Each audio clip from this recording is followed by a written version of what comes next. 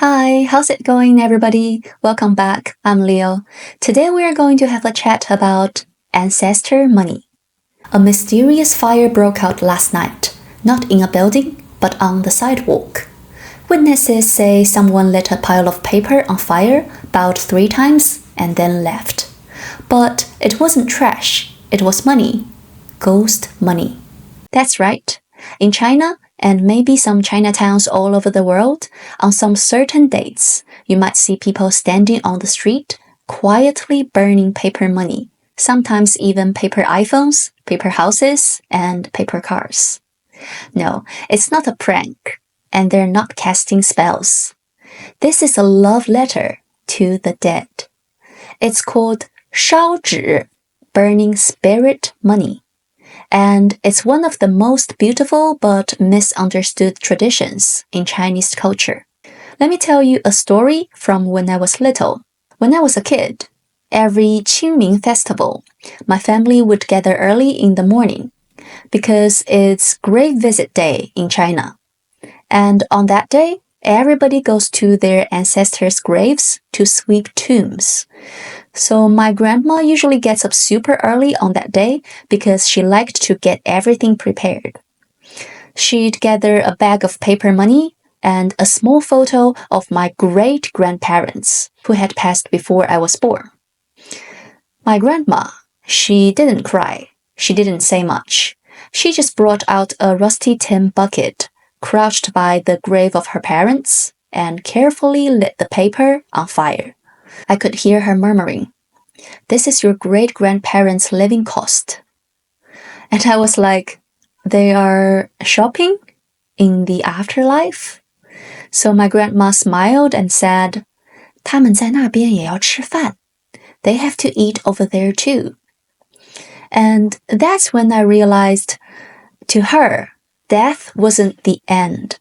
It was just someone living in a different neighborhood. So instead of sending letters or texting her parents, she just sent money through fire. And here comes the question, why burn paper money? Because in traditional Chinese belief, the afterlife is a parallel world. So just like we support our loved ones in real life, we also support them after death. We send them paper money because we want to give them financial support. And we burn them paper clothes because we want to keep them warm. And also there's paper iPhones because even grandpa doesn't want to be outdated in the afterlife. And here are some different kinds of paper money. It's called 冥币, hell money. But don't let the name scare you. Hell here just means the spirit world. So let's get back to the serious question. Is it superstition? Sure, some people see it that way. But let's be honest. Every culture has rituals for the dead, like lighting candles, visiting graves, saying prayers. This one just happens to involve flames, fake cash, and the occasional paper BMW. And even though it's symbolic, it feels real to the people who do it. Because what it really says is, I still remember you. I still care. You are not forgotten. So let's finish this video with another story.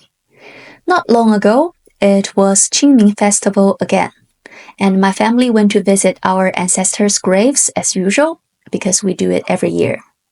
This time we visited my grandma and grandpa. They both passed away like 2 years ago. Now they stay in the same tomb together, very close. I hope they're doing well, and I miss them very much. So my mom was burning some ancestor money for my grandparents in front of their grave. She didn't say much word when she was doing this. She just squatted by the tomb, lit the fire, and stared into the smoke.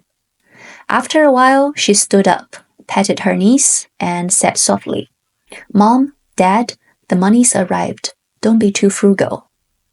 That's it. She didn't say much more, just stared at the flame. At that moment, I was thinking, that is love. Not flashy, not loud, just a quiet flame, carrying memories into the sky. So next time you see some Chinese burning paper on the street, don't freak out. They're not doing black magic. They're doing what we all wish we could do, sending something to the ones we miss. Thanks for watching, everyone. I made this video simply because I miss my grandparents and just want to share some cultural facts that are beautiful but may seem confusing. Hopefully, it's helpful to understand some Chinese traditions. I am Leo. See you next time. Bye for now.